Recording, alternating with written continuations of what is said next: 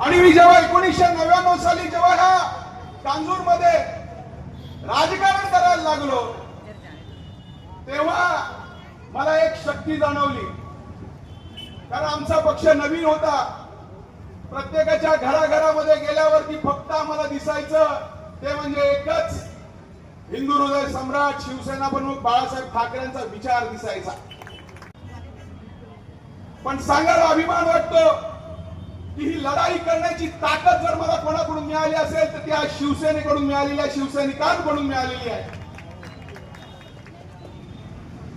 2002 मध्ये आम्हाला असं वाटलं होतं की आम्ही विजय मिळवू.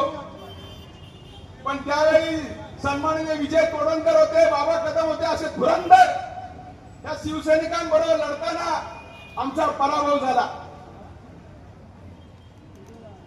आणि 2017 मध्ये जेव्हा आम्ही लढायला लागलो तेव्हा ह्याच माणसांनी आमचा पराभव केला.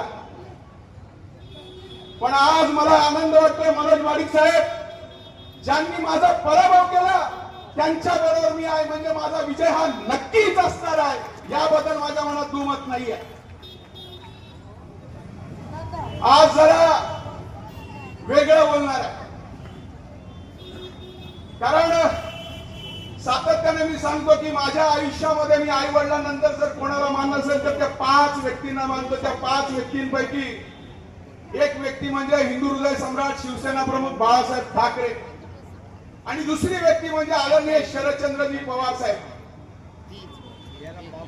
या विभागामध्ये जेव्हा शरदचंद्रजी पवार साहेबांचं पक्षाचं काम करायला लागलो त्यावेळी मला भारतीताई या विभागामध्ये जवळजवळ 50 ते 60% शरद पवार साहेबांना मानणारा वर्ग आहे.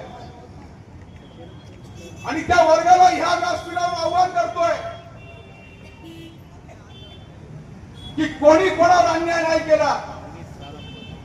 जे गेले त्यांनीच पक्षावरती अन्याय केलेला आहे. ज्यांना भरभरून दिलं त्यांना मिळत नाही म्हणून ते दुसऱ्यांकडे गेले. हे जरा लक्षात ठेवा.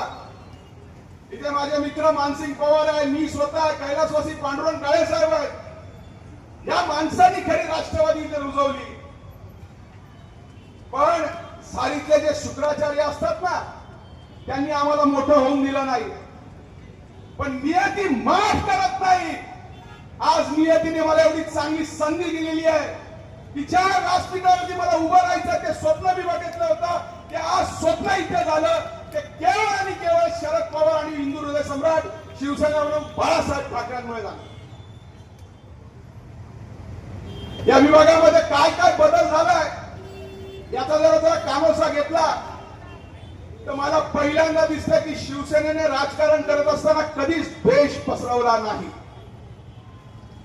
तो कोकणातला आहे का, देशातला आहे का, मराठवाड्यातला आहे का, विदर्भातला आहे का हे न बघता तो माझा माणूस आहे, तो माझा मराठी आहे, तो महाराष्ट्रातला आहे हे बघून राजकारण केलं.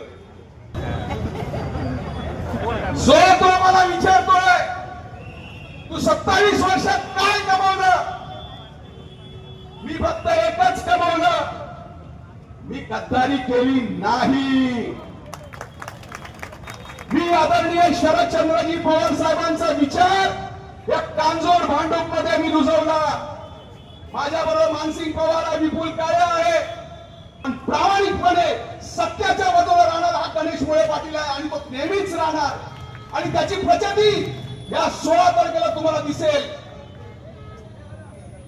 कोण किती आहे, कोणाबरोबर काय आहे याची पर्वा नाही करायचा.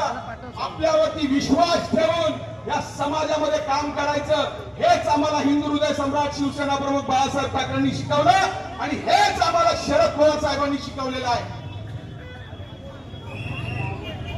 म्हणून सुरुवातीला सांगितलं मनोज वाडिक साहेब, सिर्फ हंगामा खड़ा करना मेरा मकसद नहीं है. सिर्फ हंगामा खड़ा करना मेरा मकसद नहीं है. मेरी यह कोशिश है कि सूरत बदलनी चाहिए. माझ्या सगळ्यांना विनंती करतो की आपापसातले मतभेद गाडून टाका.